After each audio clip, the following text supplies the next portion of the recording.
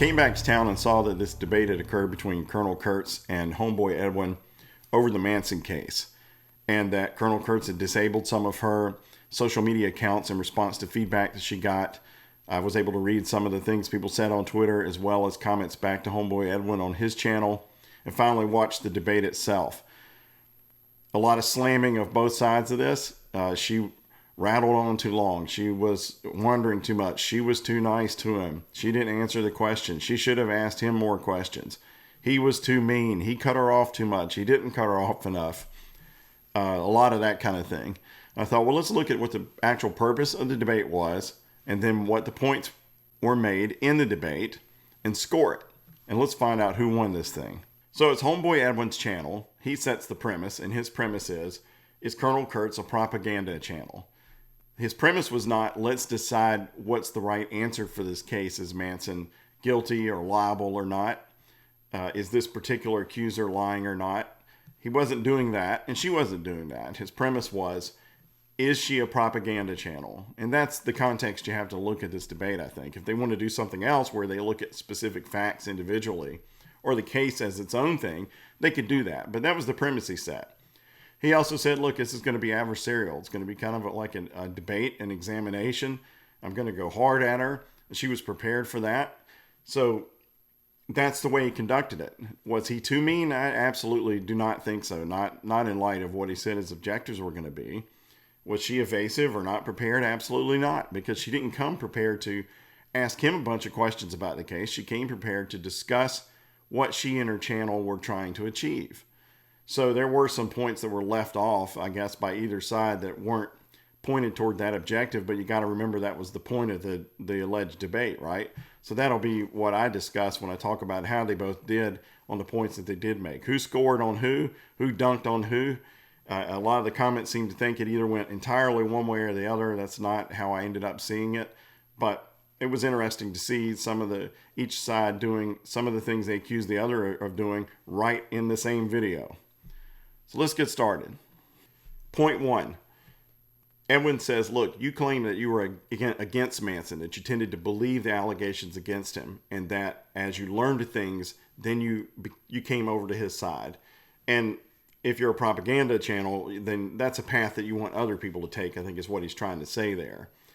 But Edwin says, I'm going to shoot a hole in that by saying your first video for Pro Manson came out 6 days after the allegations were made against him. So how could you digest the allegations, learn enough information to reach any kind of certainty that you had been essentially firm on one side, crossed paths with neutral, and then come out on the other side of it to be skeptical of the allegations in such a short period of time? And she concedes that was really quick. It's not a devastating point, but I think it's a good point for him to start off with. And so I'm giving that point to Edwin. So point 2 in the video occurs about 6 minutes in, maybe a little bit before that, when Edwin is putting right out there, look, I'm calling you a propaganda channel. And Colonel Kurtz is trying to find out, what do you really mean by that? But one point she makes is, well, hey, propaganda can be truthful too.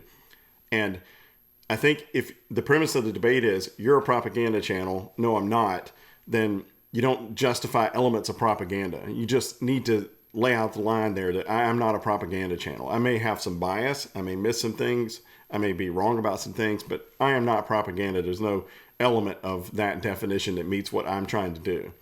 Because I think as she moves through the debate, she does say things like make your own decisions, do your own research. I could be wrong on things. So, and she's also on his channel where she knows she's going to get a hostile engagement. So those things are positive for her. But I think early in the debate, when the central contention is put out there, look, you're a propaganda channel, you need to be prepared at that point to draw the line and say, no, that's absolutely not correct. I'm not propaganda. And she didn't do that by talking about, well, that can be truthful too, and kind of having a how many angels on the head of a pin kind of discussion about what propaganda can mean. I think she should have, for debate purposes, drawing the line more firmly here. It's not a huge point, but still, I think it's another early point for Edwin. Point 3 comes about 20 minutes in when they're discussing West Borland, and Edwin makes the point that you shouldn't include as evidence of the case your opinion of what his motive is, that he's pissy, and that Kurt says that that his Borland's testimony or statements they don't have the ring of authenticity. Well, that is just a judgment, right? That's not any kind of evidence at all. So I think that's a good point. And he even says there's a point for Edwin, and she concedes it's a fair point. But it's something that hits all of us, of course, all the time, which can be that when you come across something that doesn't fit the path that you're seeing or the way the evidence goes as you want it to, then you may find a motive there that, well, I can just disregard this person because they're going to get money from this, or they were angry at this person, so they're not telling the truth. But really, it may be just your own motive to want to confirm what you already believe and disregard things that would make that more challenging to do. And I don't know whether the guy was telling the truth or not, but Edwin's point here is a good one. Kurtz concedes it. Everybody always has to be on guard for it. In fact, I think it comes to bite Edwin back later in this video. As you'll see, he's not immune to it either, and really nobody is. That's why you have to watch out for it. But point to Edwin, so that's he's up 3-0. Is he just going to run away with this thing? Let's see what happens next. Point 4 comes into discussion about Dan Cleary. Edwin says, look at the things he's had to say about Manson. What makes you think he's not a credible witness? And Colonel Kurtz says, listen, if you listen to all the things he says, he finally does admit that he didn't actually see abuse of Evan Rachel Wood. He didn't personally see the abuse. So he's overstated his knowledge of the matters. And Edwin, I think, essentially concedes that's kind of a good point. So I'm giving this one to Kurtz because she's able to show that people that just want to jump on that bandwagon, at least in her discussion with Edwin, are maybe riding it a little too hard on that account. The 5th point comes about 28 minutes in, still talking about Dan Cleary, where Colonel Kurtz says another reason to disregard or diminish what he has to say, Cleary that is that he has a motive to be doing it for attention. And again, you don't know that, so you're going to accuse the guy of lying or blowing things up just so he can get attention, which is certainly possible, but you don't know it. So you're going to make a decision to diminish his statements on the basis of just an assumption. And Edwin points that out and then says, look, what about somebody who says, why should we believe anything you have to say? Because you're just doing this for attention. And she concedes, hey, that's a fair point. People can believe it if they want. I think that's a good rebuttal by Edwin, but I think he could have gone a lot stronger into the mentality of how and why one chooses to disregard or diminish the statements of one person versus another based on their own assumptions about the motives of these people. If you don't really know those things, how can you do it? So I'm going to give Edwin half a point here, and we'll move on to the next one and see what happens. So point 6 occurs about 39 minutes into the video with the inevitable discussion of Rose McGowan and Colonel Kurtz making the point about how she applauded Manson's behavior and treatment of her during the relationship. Edwin comes back and says that, hey, she said don't use this book in favor of Manson. But you know what? That's also not a reason to not use it, okay? So when Kurtz says, but look, what she wrote was he was very supportive of her, I think that is fair to take into account, especially because a lot of the judgments about Manson, if they're negative judgments, are made on his past behavior. And this was part of his past behavior. And I don't think it's fair to ignore the good parts of his past behavior just because you want to focus on the bad parts, and vice versa. So I'm giving this point to Kurtz. The next point comes about 43 and a half minutes in, talking about what Lindsay has to say. And Edwin saying, well, she said good things in the past, but now there's some different light being shed on this situation. Why don't you subject her statements to the same scrutiny that you do Evan Rachel Wood, saying that what she's saying now is inconsistent with what she said before?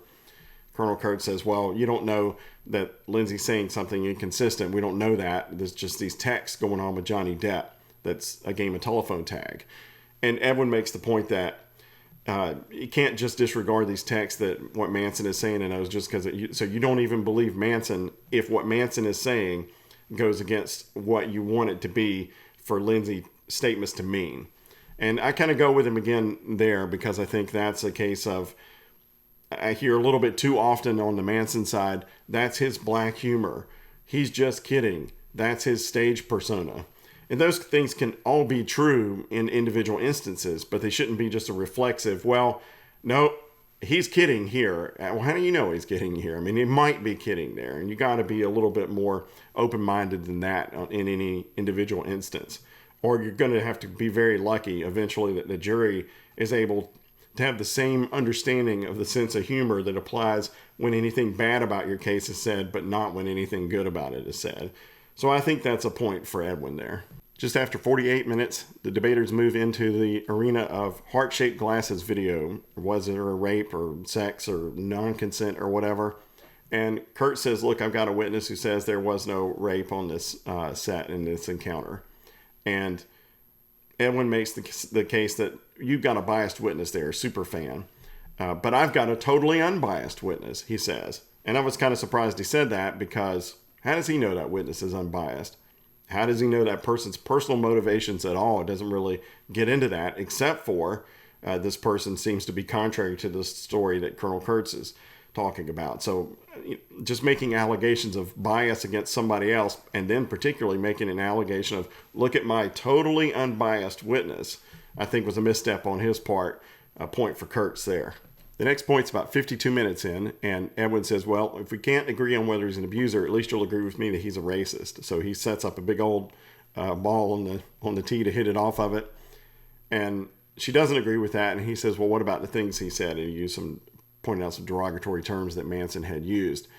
I didn't really like this point at first, because I think whether Manson is or isn't a racist or whatever is not straight on relevant to whether he's an abuser or not of women. However, the point of this debate was, is this a propaganda channel? So he's trying to show, I think, whether Kurtz will just defend Manson anywhere, everywhere, at all cost. And he does kind of bait her into that, because she says, well, Manson's up on his Vietnam references, because the term used was something that was used by soldiers in Vietnam in a derogatory way. That's a pretty good reach there. That's a really good one. I mean, you could take it back to Civil War or whatever, colonial times or something.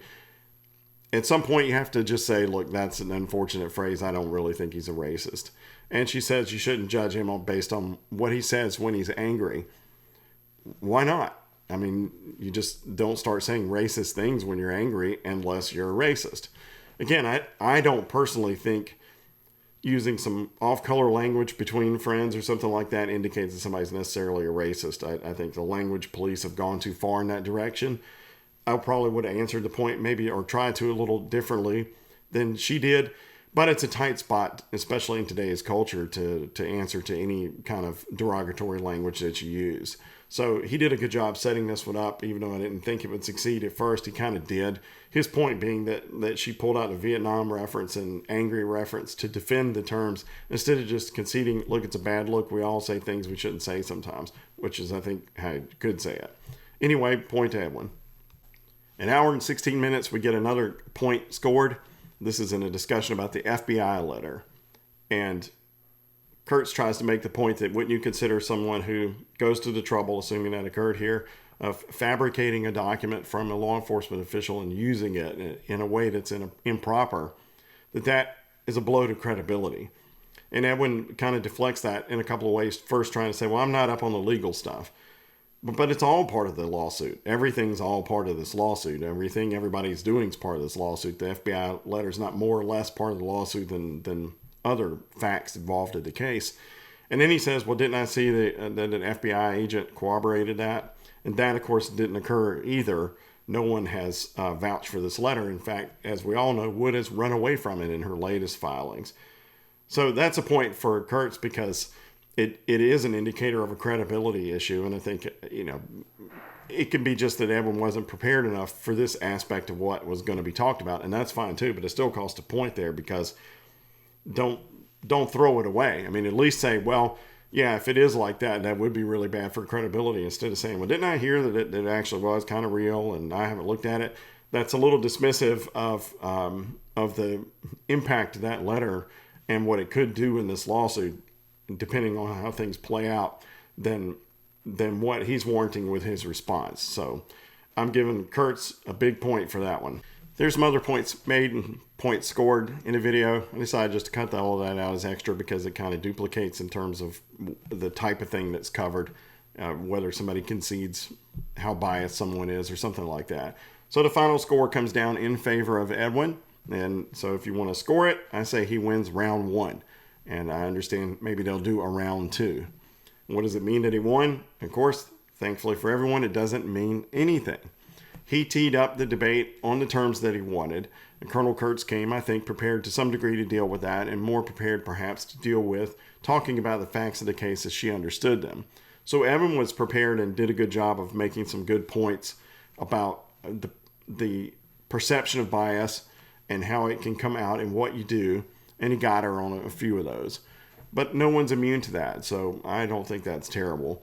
And I think it is a good thing that he offered the opportunity to her, that she took the opportunity, and that they had that debate.